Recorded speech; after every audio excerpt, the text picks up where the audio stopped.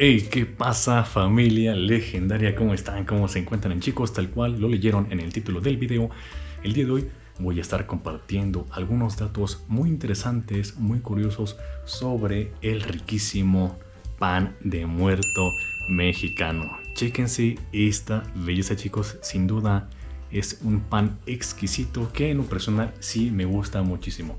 Así es que, chicos, quédense porque esto va a estar muy interesante. Intro video. Bien, chicos, pues para las personas que no sean de México, para mi querida audiencia que no es de México, han de saber que cada 1 y 2 de noviembre de cada año se lleva a cabo una festividad, una tradición acá en México denominada Día de Muertos. Entonces, en ese sentido, el pan de muerto es de suma importancia en las ofrendas mexicanas. Ok, entonces, como dato número 1 vendría siendo ese: el pan de muerto es esencial en las ofrendas tradicionales del Día de Muerto aquí en México. Como dato número 2, lo crean o no, el pan de muerto tiene muchísimas variantes. Ok, más o menos hay más de 20 formas, más de 20 figuritas del pan de muerto. Lo crean o no, hay de diferentes figuras. Hay en forma de seres humanos, hay en forma de animales, hay en forma de media luna, hay en forma inclusive de ataúdes.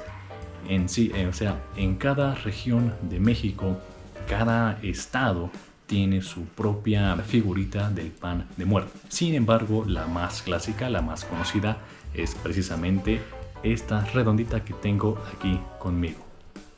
El dato número 3, chicos, el dato número 3 es de que la forma circular que tiene se dice que es porque representa el ciclo de la vida y de la muerte. El dato número 4, chicos, si podemos apreciar aquí, tiene estas pequeñas figuritas en sus laterales, es como una cruz, ¿ok? Se dice o se cree que esto representa los 4 rumbos del universo. Hay quienes también dicen que esto se puede representar como los huesos del cuerpo, siendo la figura del centro el cráneo y en los laterales los huesos. También hay registros y hay quienes afirman de que estos 4 puntos, esta cruz, es porque hace alusión a 4 dioses antiguos prehispánicos. Esto nos lleva al dato número 5, chicos, que es precisamente el aroma. Realmente huele exquisito este pancito. Se dice, se cree, se tiene la creencia, ¿verdad?, de que el aroma atrae a las almas. Por lo tanto, este pancito generalmente son elaborados con esa esencia, con ese aroma de naranja o inclusive de azahar.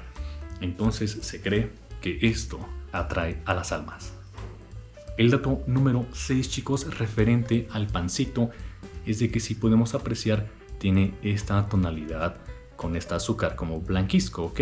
Sin embargo, hay regiones en México donde lo tiñen de rojo. Esto simboliza o hace recordar la sangre ofrecida a los dioses en la época prehispánica.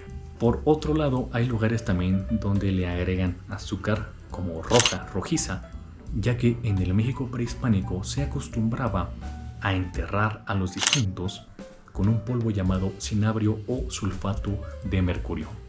El dato número 7, chicos, es de que se tiene la creencia que el origen del pan de muerto es porque los aztecas en aquella época arrancaban el corazón de sus mejores guerreros, de sus princesas o doncellas, como una ofrenda a los dioses, prácticamente un sacrificio humano.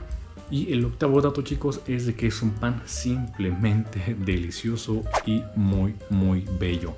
Coloquen en los comentarios, por favor, si ustedes ya sabían de estos datos, si ya han probado este pan, si no lo han probado, si les gustaría probarlo, si no les gustó, si les encantó. Coloquen todo allí en la caja de los comentarios que los voy a estar leyendo.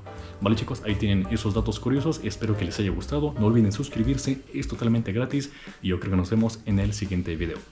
Chao, legendarios.